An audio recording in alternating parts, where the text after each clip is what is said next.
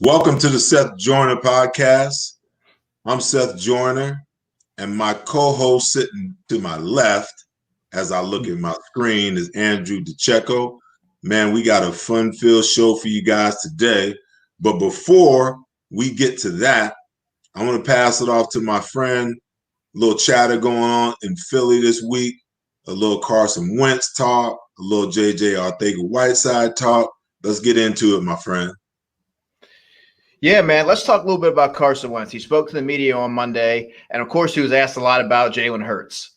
And he gave you the typical answer that you're going to get. He said he was excited to have him, and he looks forward to, everything that he's going to bring to the team and the dynamic, how important the dynamic is to have a good quarterback in the locker room. Any competitor, Seth, and you could definitely chime in. Any competitor will tell you that anytime somebody's brought in to either, at your position at a high draft pick, there's going to be there's going to be a little chip on your shoulders, and be a little bit of competitiveness that's saying, I got to prove these guys right, that I'm the guy for this job. And that's something that, I kind of think that if you're Carson and you've seen it happen with Nick Foles, and now you're kind of seeing, Jalen Hurts come in at pick 53, you got to have that chip on your shoulder and want to be and go into this year even more motivated. Well, hey, listen, he's a competitive guy. This is a competitive situation. It's a competitive business. And he's aware of the commitment that the Philadelphia Eagles have made to him. You will hear all the chatter because you're always going to have your media people that are going to continue to go on about Carson Wentz and his injury situations. We talked about that. We covered that last week. And you're going to have people, that are so loyal to and grateful to Nick Foles for what he's done. And they're going to look at the situation and they're going to try to make a mountain out of a molehill. Welcome to Philadelphia. That's just the way that it is. I've always looked at that situation from the viewpoint that, hey, at the end of the day, that guy's still got to come in and take my job. You can draft who you want to. You can bring in as a free agent, whoever the heck it is that you want to. But that guy's still got to come and take my job. Good luck to you, because I'm not giving up what's rightfully mine. And if that's Carson Wentz's attitude, then he'll be just fine. Just as long as he's playing well, then he doesn't have to worry about a Jalen Hurts. And I would venture to say that he still doesn't have to worry about a Jalen Hurts, even if he slides a little bit and things aren't going in the way that he probably wants them to go. At the end of the day, he's the franchise quarterback. There's no ifs, ands, or buts about it. And Carson's going to say all the politically correct things that he needs to say in order to keep the team moving in the direction that it needs to. There's enough chatter on the outside that's trying to divide either intentionally or unintentionally. They don't need it on the inside. And they do, as an organization, as a team, as a coaching staff, in my opinion, they do a great job of just plugging their ears and not listening to, the outside noise. Yeah, and one thing I wanted to kind of pitch back to you is if you were in Carson's place and somebody drafted a young linebacker at your position, how would you react? I know you got that competitive edge, but how would you react to that type of scenario? Well, listen, I'm not moved by it at all, because the one thing that I am is I'm confident in my ability to do my job at the highest level. I've seen these guys, everybody from Brett Favre and how he dealt with Aaron Rodgers to Tom Brady and his comments. A lot of guys, a lot of these top tier guys, their position is, it's not my job to coach him. It's not my job to bring him along. Well, somebody did it for you. At some point in time, you're not going to be the guy. At some point in time, you're going to be supplanted. That is just the nature of the game. So how selfish is it for you, for someone else to take you by the hand, to take you under the wing and show you the ropes, but when it comes time for you to return the favor, your position is, it's not your job? Are you afraid of competition? Are you afraid that this guy might take your job? Mm-hmm. That was never my mindset. And every single time that I've been in one of those situations where the heir apparent was brought in or a guy was brought in for competition, hey, listen, not only do I welcome the competition, but I'm going to take him under my wing and I'm going to show him how to study and I'm going to show him how to prepare and I'm going to show him how to be a pro. Okay, I'm going to give him all the tools that are necessary for him to beat me out of my job. But you know what? He doesn't stand a snowball's chance in hell. So I'm not worried about it. That's the way it should be. A confident player, a confident guy in this business of football, he's not worried about somebody else outperforming him. In some ways, what's going to happen is the political side of the game, oftentimes, and the financial side of it will get you before the true competition side of it will get you. And you can't do anything about that. But my position has always been our team is only as strong as our weakest link. And for some reason, if I get hurt and the guy that's behind me is unprepared, that could be the difference between us winning games or getting into the playoffs or getting to the big dance. You know, so I'm not benefiting the team at all by taking this stance that, he's my heir apparent, but it's not my job to help him. It's not my job to bring him along. It's not my job to pass forward and pay forward to him what was passed forward and paid forward to me. Because, you've got coaches, and it's the coach's job to do their job, but it's also, as a veteran and a leader on that team, it's your job to help make everybody else better and to bring the young guys along. Another thing I wanted to talk about is J.J. Arcega-Whiteside, last year's second-round pick. He was on a Spanish football podcast called 100 Yardas, and he brought up some interesting points about last season.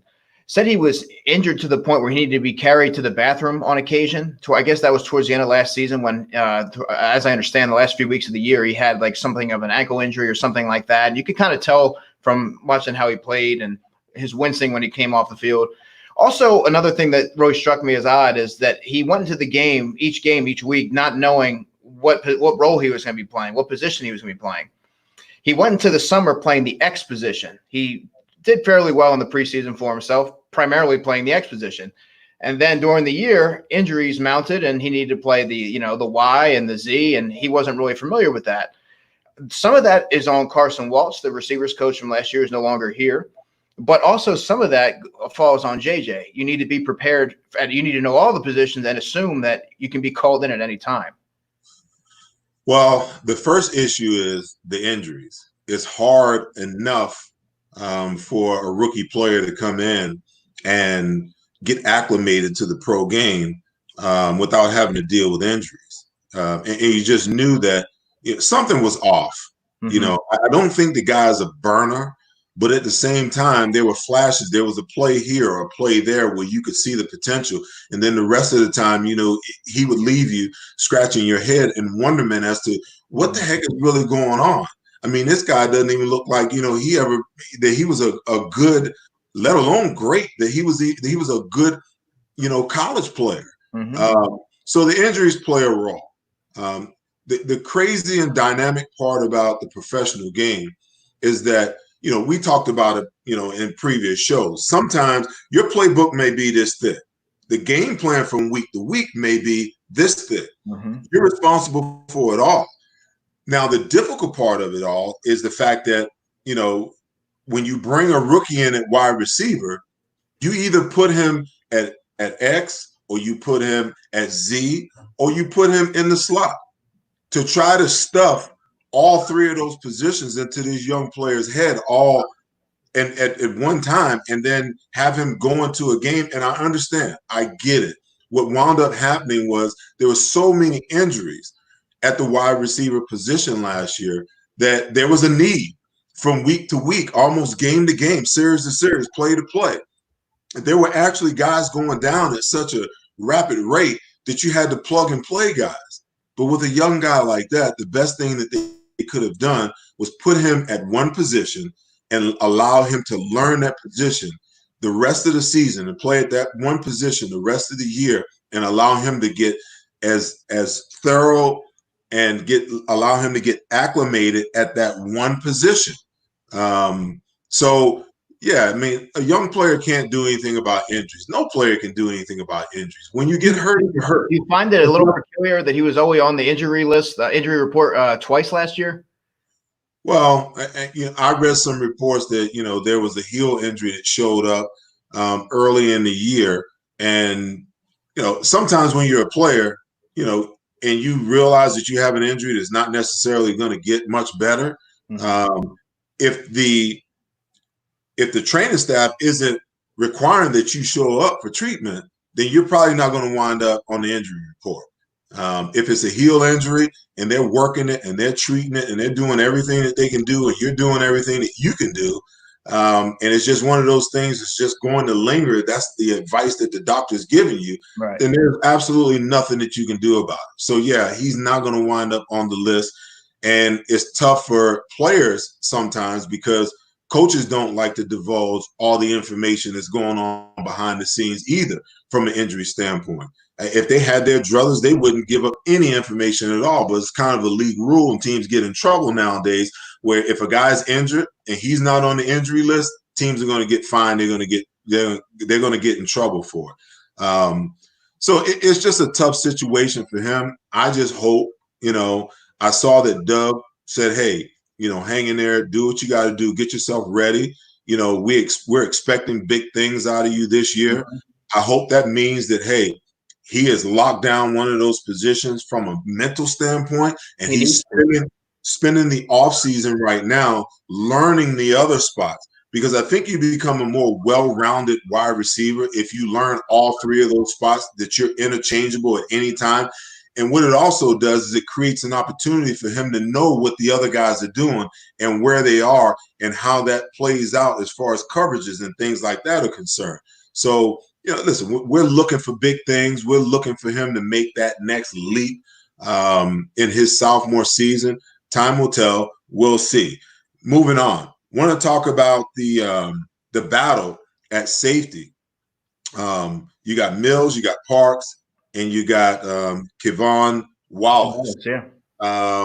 What's your thoughts? What are the thoughts about how that competition is going to play out?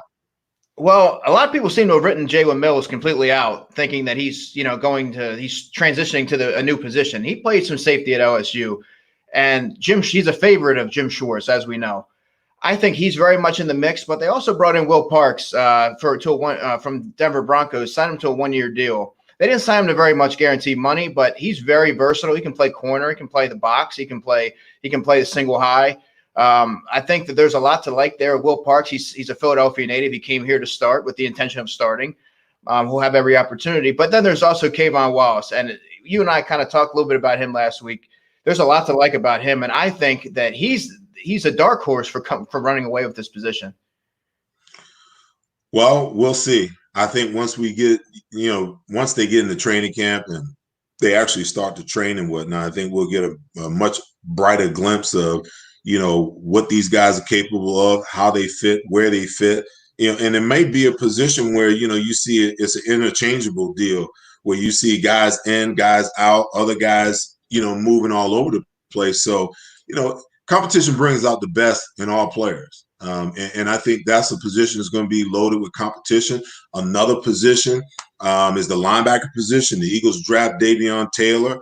And you and I talked before we went live today about the fans maybe tempering their expectations as far as this kid being a rookie. But I tell you, when I watch this kid play, I think that he can come in and make an instant impact.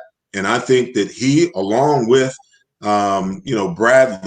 Sean Bradley, they create that level of competition at the linebacker position. And they're going to push these guys that are already there. Seth, if you've seen some tape on Davion Taylor, his closing speed is fantastic. Like you were saying, it's going to be really hard to keep him off the field. Everywhere he goes fast. He may not always know where he's going, but he goes there extremely fast, and he's very instinctual. He needs to improve his awareness and coverage. He struggled in coverage against Oregon, but his athleticism. There's got to be certain packages in which they can use him because he's a rangy player and kind of the direction that the NFL is trending as far as getting that positionless type of defender. Well, hey, listen. The one thing they haven't had playmakers. They haven't had short tacklers, and they haven't had a lot of speed at the linebacker position. Mm-hmm. What they have is an upgrade. So I just want to see these guys on the field. I want to see how they compete. I want to see how quickly these guys can pick up the defense and how quickly they can acclimate themselves to the pro game. And help make this defense a much better defense because they're going to be hell on wheels up front. Second and third level is where, the transition is going to take place. Now we move on. I want to bring in our guest for the day. First of all, Hall of Famer Cris Carter, my friend, my ex-teammate, ex-golf buddy, and his mentee during his time in Minnesota, Larry Fitzgerald, who basically, first ballot Hall of Famer, unanimous pick, in my opinion.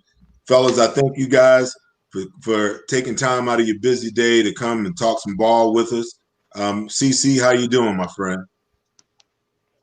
I'm doing good. I know you're in Arizona. They didn't shut down the golf courses there, so I know you're staying busy. I'm just trying to stay safe.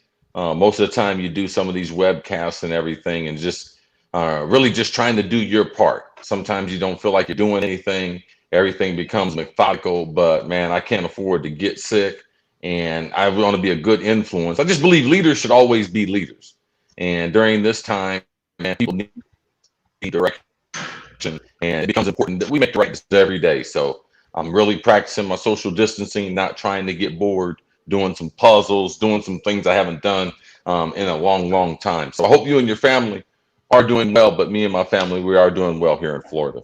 Awesome. We're doing well here in Arizona. This is a critical time for everyone to just, this is a time where you lock down like this. Is a time to kind of reflect. It's a time for growth. It's a time for, enlightenment, a time, to kind of look at life in a different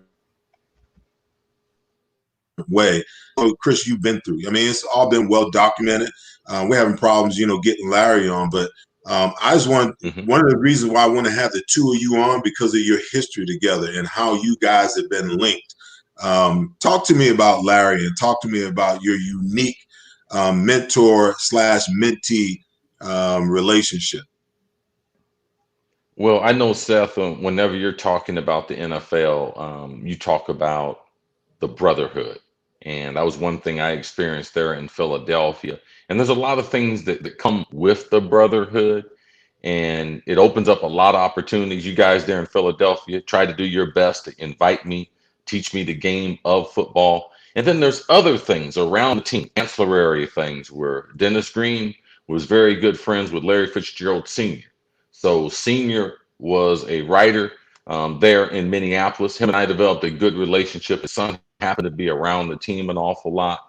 So for me, sometimes you get a chance to show that brotherhood to people that wouldn't get that opportunity. Larry wasn't going to NFL games.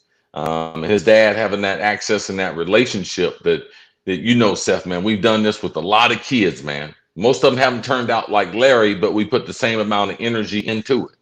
It's such a unique opportunity to be able to live out your dream and play in the league. We would do anything, man, to try to help someone experience that taste of what we got. And Seth is right. I was listening to the podcast earlier, and the thing that, you're going to have competition at positions. I'm going to mentor that guy. Yeah, I'm going to tell him exactly what he needs to do if he wants to be a starter. But I'm not concerned about that. And that's how strong the brotherhood is. Typically, you're not going to have situations like that. So Larry, spent a lot of time with him since he was like 13 years old. And he was a sponge to all the information. Always enjoyed catching the football and could always catch it at a high level. The one thing that I really appreciate about Larry is that he knows the history of the NFL. And he's very, very appreciative for all the eras of football that he learned from and those that gave him the opportunity to be able to be on the platform that he's on now.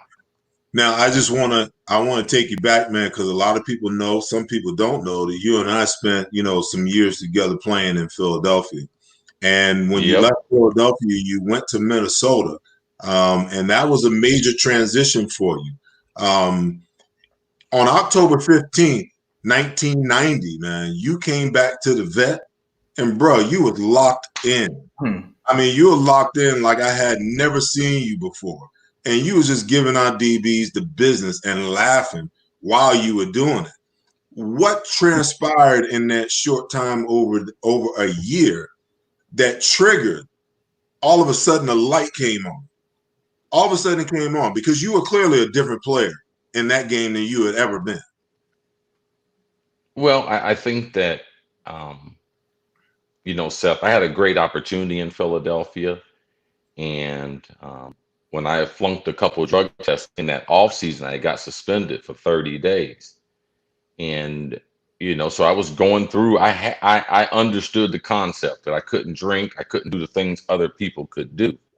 And then I hurt my hamstring in training camp. And then I think Buddy, I don't think it was the hamstring. I just think, he told me that he just didn't believe that people could do it, people that had that type of problem.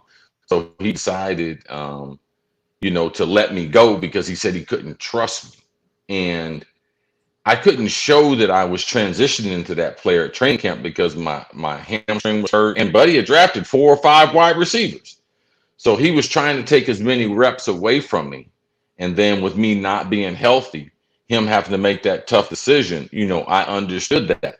One thing I did know leaving Philadelphia, I couldn't tell you because I wasn't going to have you punch me before I left. But it was just, I used it as a learning experience. And if I had one regret in life, even though I was able to really get the tools to have success in life, I wish I could have had the same success in Philadelphia, but it just wasn't meant for me.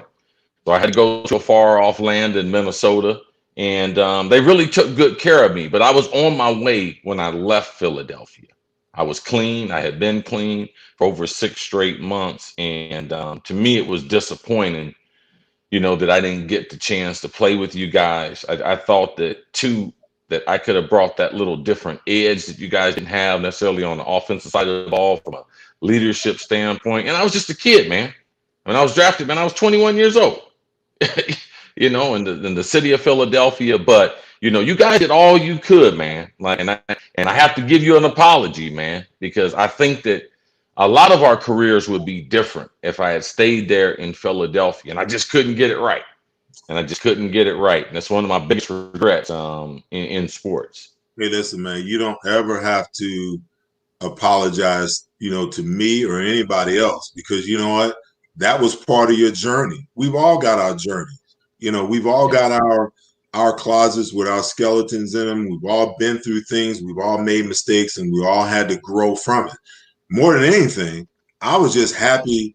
I was mad at you, man, when before Come on. Yeah. Come on, talk the truth. If I would have saw you, I probably would have punched you because I really was mad. But more than anything, when you came back in the vet that October, that Monday night, I was happy to see you in a good place. I was happy to see you moving towards success because we had a brotherhood, and it was all about the brotherhood.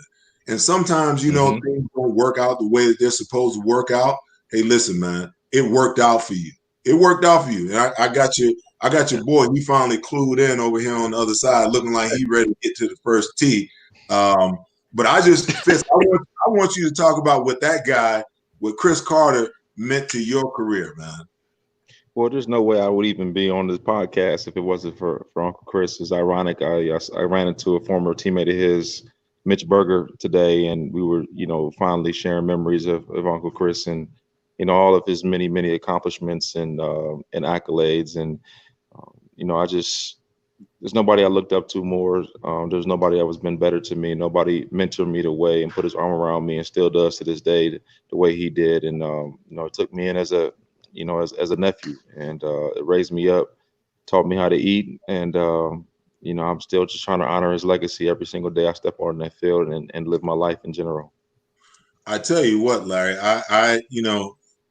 I was doing some work going, through the two of you guys' statistics, career-wise. And, I was here in Arizona, when you were picked number 3 overall in the 2004 draft, followed, your college career. The first year, you dealt with a lot of different quarterbacks, throughout your career here in Arizona. But the first year was a little bit of a struggle. The second year, you completely broke out. Talk to me about that moment in your second year where you realized that you could be dominant.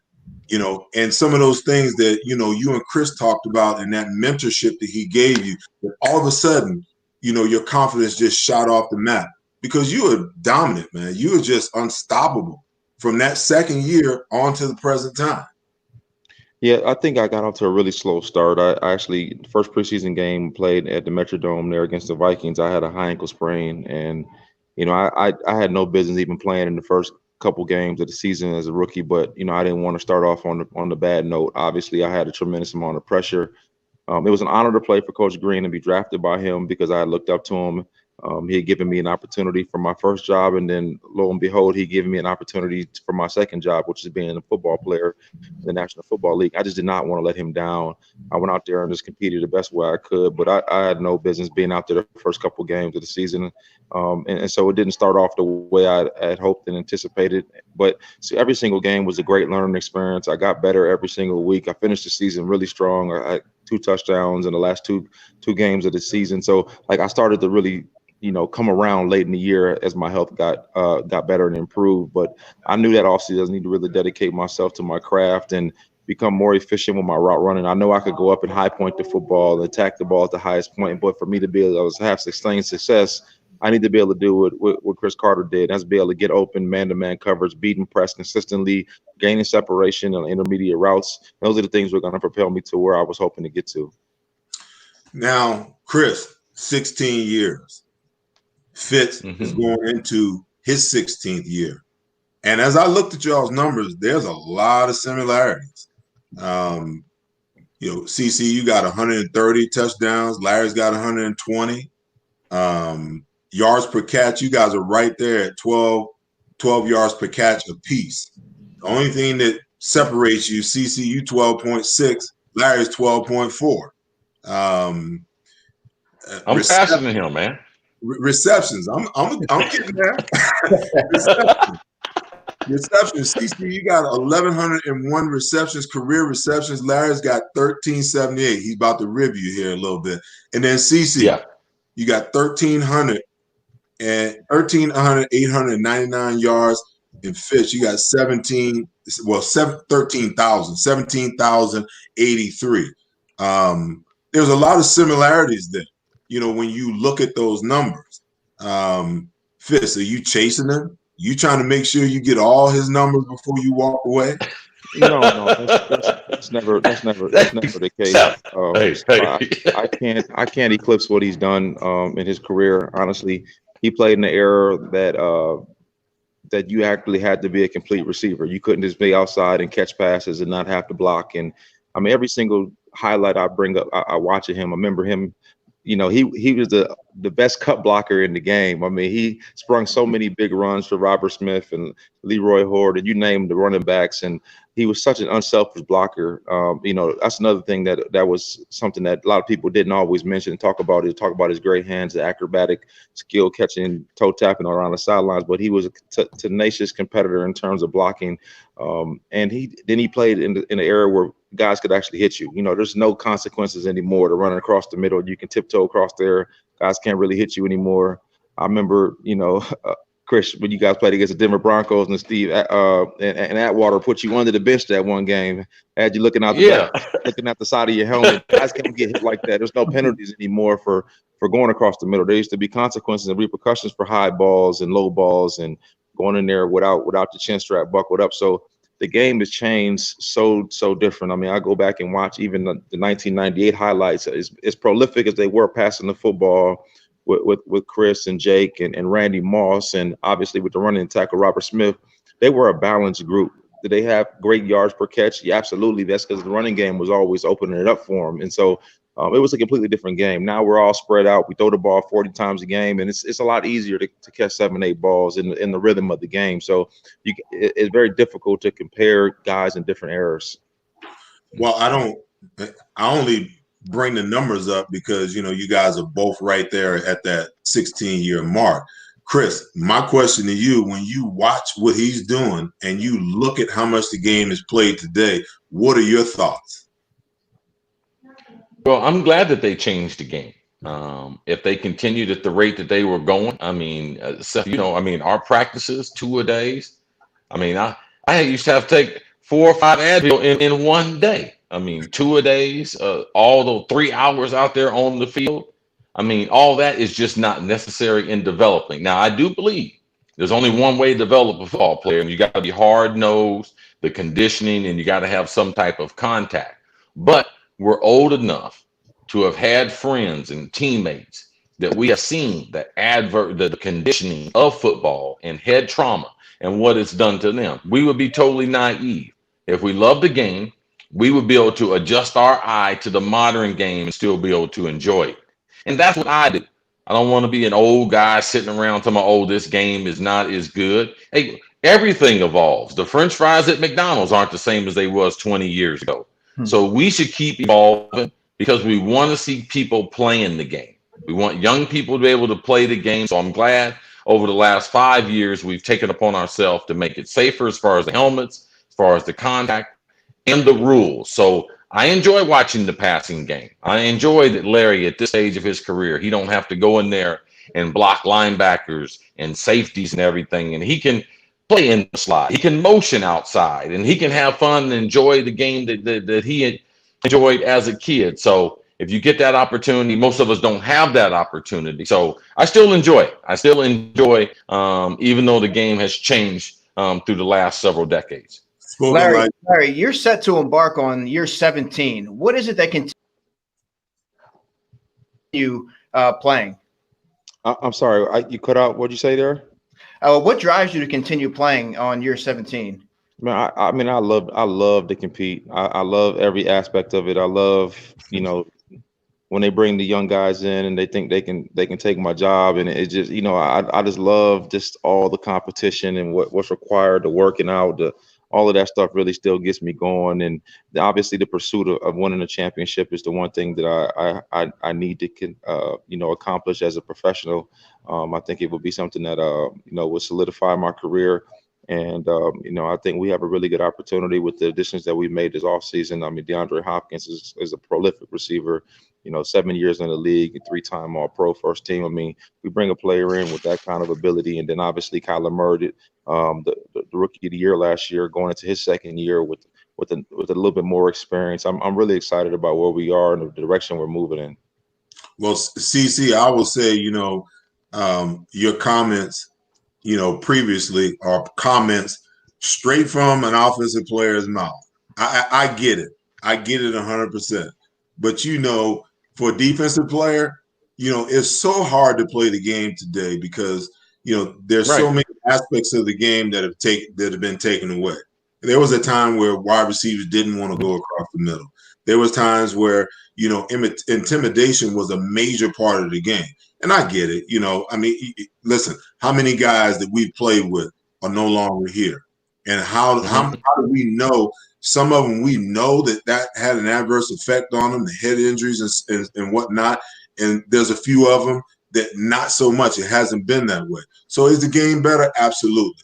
But at the other end of the spectrum too, there is the defensive side of the ball and your ability to be able to control offenses in a way where you're not trying to kill or hurt people. But, I like when I was playing, I would love for Fitz to come across the middle. I want him to know that, hey, if you catch that ball, there's a price to pay. And I know he's going to catch it, and I know he's going to pay the price. Right. I mean, Seth, I watch NFL games and I get disappointed because I consider myself to be a mentally and physically tough guy. And I don't like wide receivers just having 100 catch seasons and not, I understand that part. So some of the pureness to it, I don't like it. But to me, the positives outweigh the negative. So to me, I'd love to see someone come downhill, time it, anticipate from his coverage, and get rewarded by exploding on a guy. I just believe there's a safe way to be able to do it, remove the head from it. So I still enjoy that part. Football is a contact collision sport, and I hope it continues being that. Fitz, I know you wanted to chime in. Well, Seth, I was saying that you as a defensive player said that the paradigm is switched, but I don't necessarily believe all across the board it has. Maybe from a secondary linebacker position it has, but I think offensive tackle, offensive line play is probably the weakest it's been, and for a very long time. I think the biggest mismatch now is blocking these defensive ends and these skilled pass rushers because these guys are just truly unbelievable. And so the guys coming in from college, most of these teams are playing spread offenses. They're not playing and having to block 7-step, 5-step drops like they're going to have to do in the National Football League. So when Devon Millers and guys of that nature are coming off the edge, they are at a huge disadvantage. So, I think it's changed a little bit. It's not as physical in the back end, but up front, it's very, very difficult to manage those guys rushing the passer. No, hey, listen, I agree with you 100%. But these offensive coordinators have pretty much put the offensive linemen in these positions, because when you want to throw the ball 65% of the time and only run it 35% of the time, this is why I'm a huge advocate of continuing to run the ball, because as a defensive player, the one thing I know, if you can run the ball on my defense, then every play that you call, your playbook is wide open. You run whatever you want to run. But if it's your intent to go into a game that's got 65 to 70 plays, and you want to throw the ball 45 to 50 times a game, now you've put your offensive line in that position where you make it difficult for them to fight, and you make it extremely hard for them to win on every single down. Yeah, that's factual. So before I let you guys go, this 2020 NFL draft might historically be the deepest wide receiver draft in the history of the NFL. I'd like to get you guys' thoughts on Henry Ruggs, CeeDee Lamb, Jerry Jeudy,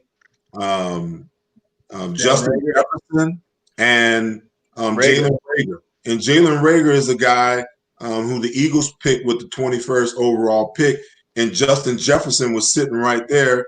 And you guys with your Minnesota tie, Justin Jefferson went to the Minnesota Vikings at 22. Give me your thoughts on each one of those guys, and then finish with your thought on and tell me out of that group, who is the guy? I know, Cris, you were at the combine working with some of these guys up front and personal. I just want to know which, if you had to project when you're watching them, which one of these guys are the guys that's just going to break out? And did the Philadelphia Eagles make a mistake in drafting Jalen Reagor over Justin Jefferson? Well, he's an explosive player, so I'll adjust the Philadelphia question. And I was able to work not only at the combine, but the 2 months before the combine, I worked with CeeDee Lamb here in South Florida, getting him ready. So Reagor's a very, very explosive athlete. If they were looking for explosive and looking for someone to develop, someone to run with the football and explosive, he was their player. Now, I believe that Justin Jefferson, because to play a long time, if you want to be like Larry Fitzgerald, you can get into the league on athletic ability, but your route running, your ability to be able to separate, and that's the only way you can play for a long time, is be a great route runner. And I just believe that Justin Jefferson, him and Jerry Jeudy are the best two route runners coming out of college. CeeDee Lamb, I believe he will be a big time player. I do worry about him going to Dallas, because now they have Amari Cooper, and there's a lot of distractions in Dallas. Ruggs with the Raiders, will they be consistent enough to be able to develop him as a number one wide receiver? When you spend that type of draft capital on a guy, you have to say one day he can be a number one for me. That's the only question mark. And that means, can I catch 5 to 8 passes every single week and grind it out? I think he's going to be a phenomenal wide receiver. I don't know if they're going to have enough help around him to be able to develop those skills. So that's what I look at as far as the receivers that went in this year's draft. Larry, I would love to hear from you what you think about some of these up and coming wideouts. Well, Uncle Cris, I haven't had the expertise and the knowledge that you have. You watch it so much more closely than me. Mine is a much more bird's eye view, just watching the games and things. But I really, just from the pure nature of being a football player, the way I've played the game, I really like Jefferson. Just the way he blocks in the run game, how tough he is going across the middle, his run after the catch, his ability to be able to stop running full speed and getting out of his breaks, and how competitive he is catching the football. I really love all of those dimensions of his game, and I was elated to see him go to the Vikings. Still a diehard Vikings fan. It's like when we're playing him, and so to be able to team him up with Adam Thielen and have a quarterback that is as accurate and precise as Kirk Cousins, as a rookie, I'm really excited about his future. Gentlemen, it's been real, man. I get to hang out, with my brothers. I know Cris played golf earlier. When I talked to him, I texted him earlier. He was on the golf course. I know Fitz, he's dressed up. He's headed out right now. I probably held him up. I appreciate you, man. Hey, Seth. You got lucky on your birthday a couple months ago when it rained out because you was about to get your head beat in again. You got smacked up earlier this year, man. Stop running from me, man. Kendra, get him out the bed. Tell him to stop running. You need to get off live. You need to get off my live stream telling people, you mashed me. You beat me by one stroke the first time we played, and then you suckered me into that bet on number 9. Hey, man, I bet you can't hit it on the green here. So you won one bet there. We're pretty much even across the board. You the one running from me, man. Arizona is not closed down from golf, and I've been golfing every day to every other day. Ain't nothing wrong with my phone. I know the ringer zone is working, so holla at your boy. Anytime you holla at your boy. Okay. Hey, man, I really appreciate you guys. I know you guys got busy days, man. It's always good to be with you, CC. Larry, I've had an opportunity, to formulate a relationship with you as well, man. I appreciate you guys spending your time with me on a busy day. Hey, much love, and I appreciate y'all, man. All right, Seth. Thank you very much, guys. You guys take care.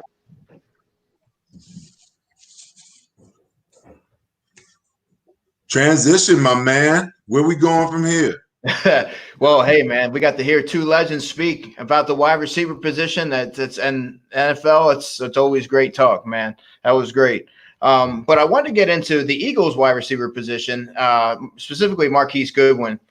We haven't had a chance to kind of talk about him lately because we're getting into some draft stuff. But where do we see him fitting? Because the way I see it, you have Alshon Jeffrey, you got J.J. Arcega-Whiteside, you have Deshaun Jackson, you have Rager, you have Greg Ward. There's a lot of guys there. You got Greg Ward, you got John Hightower.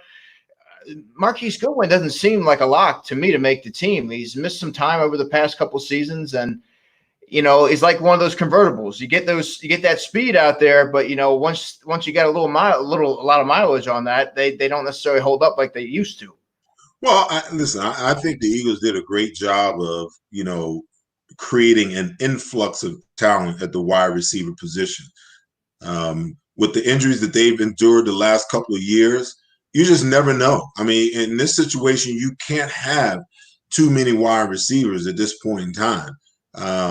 You're going to have some guys that make the roster and that are deactivated. You may have, one of the late round guys, may wind up, being on a practice squad. Mm-hmm. There's a lot of things that can happen. That's why you bring in as many wide receivers as you can, because at the end of the day, you just don't know what can happen. You can get into training camp after not being able to have OTAs and things of that nature, and you could lose a guy in OTAs, or you can have a guy that has a nagging injury through OTAs or through training camp. And then you're in a situation where, you better have enough talent around you, because what was the issue with the Eagles last year? It wasn't that they didn't have wide receivers. They had wide receivers that they were pulling off of other people's practice squads. Robert Davis, Deontay Burnett. Yeah, absolutely. But the thing is, were they good enough talented players that you could actually bring them in, that they could step in and make a difference? So what Howie has done, speed was, his number one priority. Guys who could stay healthy was the number one priority, and guys, that love the game. So now you create this era of competition, and the cream always rises to the top when you're talking about competition. So at the end of the day, we might not know where Marquise Goodwin may fit, but in time it will define itself. He knows he's going to have to come in and compete for a job and playing time. All of these guys are going to have to compete. There's going to be some guys brokenhearted. There's going to be some guys disappointed. There's going to be some guys off this team this year that are going to get cut that did not see it coming, that did not think that was going to be the circumstances. But that's the nature of the business. And with the Eagles have had to deal with the last few years, we're looking at a situation where this had to be their mode of operation. Yeah, and then, like, as we've seen from Marquise over the past, number of years, he does have that dynamic speed and world-class speed, and he can really take the top off. And you can't go into the season with just Deshaun Jackson and Jalen Reagor as your primary speed guys, because as we saw last year, you got to have a plan B. Well, there's no doubt about it. I mean, when you think about what Howie's doing, he's hedging his bets. What's the likelihood, no matter how well-conditioned Deshaun Jackson is, what's the likelihood that you're going to get a full 16 games out of him? The same thing could possibly be said for, Alshon Jeffrey. You just don't know. You don't know. So you have to put yourself in a situation. What the Eagles look like they've done is they've created these insurance policies across the board. Mm-hmm. If this guy goes down, we got a guy that can step in. If this guy goes down, we got another guy that can step in. And not only, may they have the ability to step in, but they all possess the speed that's needed. I read a report today that, Alshon Jeffrey is going to play a big role, in the offense this year. And listen, if he winds up here and he's on the roster, he will. Yeah, he's going to have a big year, because everybody's going to be so concerned with the vertical passing threat with some of these guys that they've added, that's going to create one-on-one situations for the 50-50 guy, over at the Z on the backside or the X on the backside. So there's going to be some opportunities. But what the Eagles have done is they've created enough competition, and they've got insurance policies across the board. So if something does happen, inevitably, most of the time it does, you're prepared. Last year, they were ill-prepared, and everybody was clamoring. Everyone was jumping down, Howie's throat, hey, at the trade deadline, we got to make a move to get a guy. No, we've created enough competition and enough depth at the wide receiver position throughout free agency and the draft this year that we've addressed those concerns.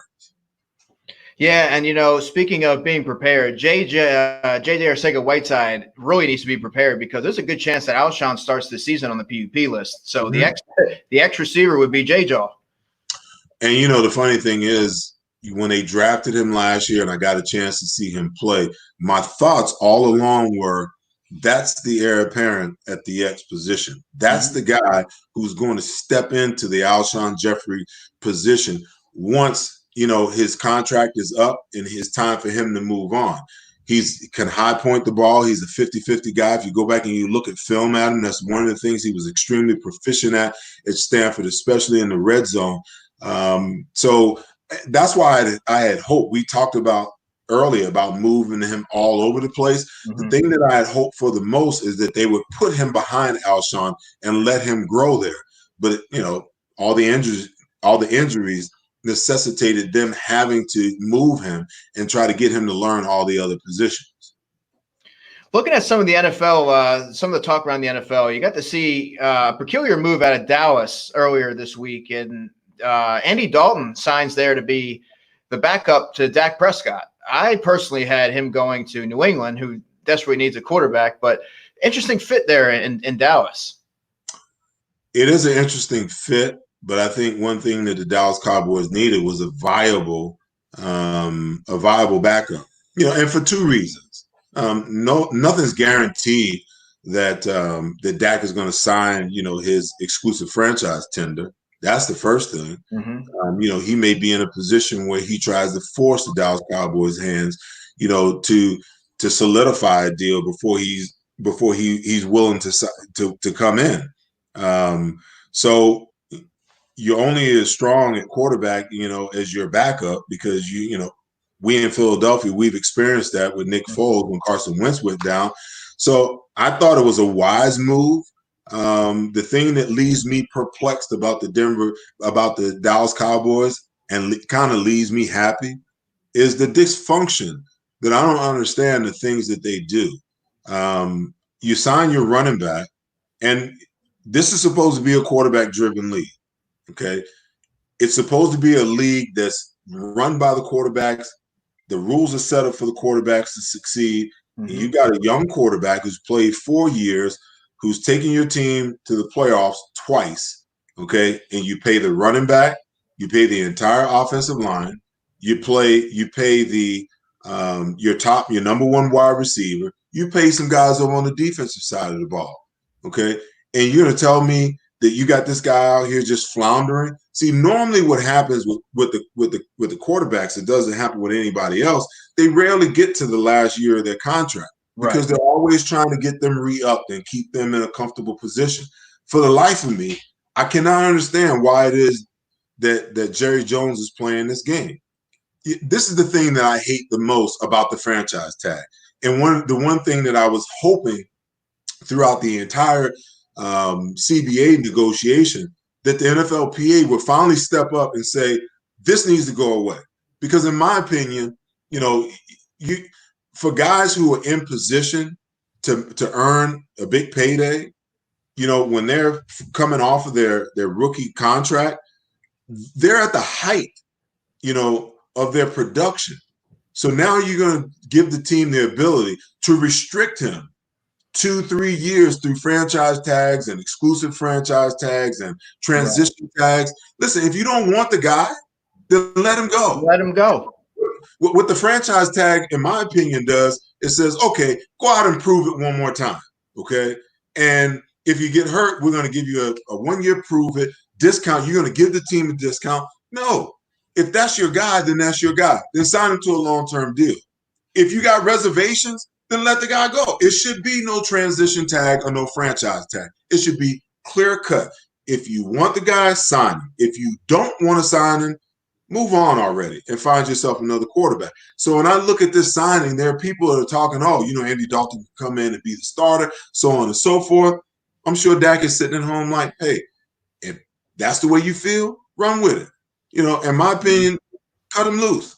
He might not be able to get the big deal this year, but I think the kid is good enough to be a franchise quarterback. And I agree. I agree with Des Bryant in this. You paid Tony Romo 2 major contracts.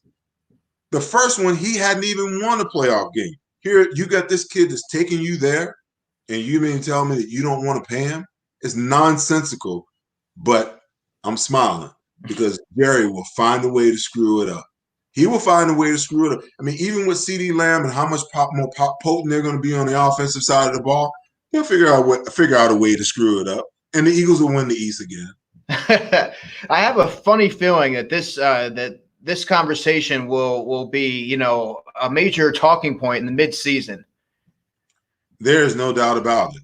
There's no doubt about it. And you have to ask yourself, with the conversations that are going on, the reason why you have an agent, because he's the third party. He's the go-between for you. So all the things that the team may say, all the things that the team may believe, they'll say it to your agent. The teams are like clueless because my agent always is going to come back and tell me what the team said. So that's his job. If I'm not thick-skinned and I'm not mentally tough, I can't let that go and realize that it's just business. And these kids today, they're not wired the way that we were wired back in the day. So how's that going to affect Dak? Is he going to be able to come in, and put all of this nonsense aside and get himself refocused and ready to play? I think it's going to be hard because these millennials are wired in a completely different way. It's hard for them, to crisis resolve, to deal with situations and let it go. It's going to be an issue for them moving forward because, I can guarantee you right now, there are some camps in Dallas that are like, hey, why aren't they taking care of that? There's some camps over here. Well, you know what? Hey, maybe he doesn't deserve, $30+ million a year. Come on, man. The going rate in the NFL for a guy who hasn't been injured, whose winning percentage, is pretty darn good. That's the going rate. Pay the kid. And things like that can fracture the locker room because you're gonna have, like you said, it could be split. You got guys that are like, what's going on with our guy? Why is he not getting paid? Then you have others that are like, this is justifiable. You know what I mean? And in my opinion, it doesn't always have to be a power struggle. Jerry doesn't have to show the world that he's the man. Sometimes, just go ahead and run your organization. This is exactly why, it's been 20-some years, 25+ years since the Cowboys have had some kind of success. Because, Jerry stepped in when he had the coach and the team that was in place and decided that he had to be the guy. He had to be the guy out front. It's got him. It's got him, 12 years of mediocrity. Love it. Just loving every bit of it. One thing, the last topic I wanted to touch on, Seth, before we wrap up, you got a chance to play with the late play against, I should say, the late Don Shula. I would love to hear some of your what it was like to play against him, and how was he viewed around the NFL? Well, hey, listen, the guy has been around professional football, and it's a massive loss for the world of the world of the National Football League, for the players that played for him. That 72 undefeated team, right on through, to one of the greatest quarterbacks, in my opinion, Dan Marino. All the players that played under him. The one thing that you always knew about playing against a Don Shula coach team, that they were going to be prepared, that they were going to be hard-nosed, and that you were going to be in for a four-quarter fight. It's amazing when you think of how long he actually coached and how the game has transformed into a passing game at this point in time. And what a prolific passing attack that they had with a guy like Dan Marino and Clayton and Duper, and the things that they were doing back then. Those guys, in my opinion, you could take those Don Shula offenses and throw them into, the present day offenses, and they would still light it up. They would still light it up. Dan Marino, in my opinion, could possibly be the top quarterback, given the fact that his ability to throw the ball. People used to always talk about his ability, his quick release. And I would tell people all the time, as I study film on Dan Marino, I thought that he was one of the smartest quarterbacks that I ever played against, because you very rarely saw him, put his hands under center or raise his knee for the ball in shotgun without him knowing precisely and exactly where he was going with the ball. He knew what coverage you were in. He wouldn't ask for the ball until he was certain that he knew what it was. He had the protection right 99.9% of the time. And when he got that ball in his hand, there was no indecision. It wasn't the quick release. It was the decisive nature of saying, okay, they're in cover two. Here's the weakness. A little nod to the head. Hut, shoot, ball's out right now. So when you're watching, a guy like Dan Marino, when you're looking at that 72 Dolphin team, when you look at the legacy of a Don Shula, you just know that, he's missed in a lot of different ways. He will be missed, not only family-wise, but for that organization, and also what he brought to the game of professional football. Wow, that's positive. That's some powerful stuff there, Seth. I think that's a good place to leave off. Well, we'll wrap there. I want to thank my guests, Hall of Famer Cris Carter, future Hall of Famer Larry Fitzgerald, for my co-host Andrew DeCecco, for the guys behind the scenes, Derek Stevenson and Tom Schrader, my producer and director. We want to invite you to continue to follow us. Seth Joyner Podcast is on SethJoyner.com. Obviously, we're live, so you're looking at it on Facebook. If you miss it, you can catch it over on my YouTube channel, on the Seth Joyner YouTube channel. And we're just going to keep grinding out, good shows, interesting shows, trying to bring on good guests for you, talking some Eagles ball, but also talking some NFL. So I want to thank you for your time. Thank you for tuning in. We'll see you guys next Tuesday, right back here. Same bat channel, same bat time. You guys stay safe out there. Peace. Peace.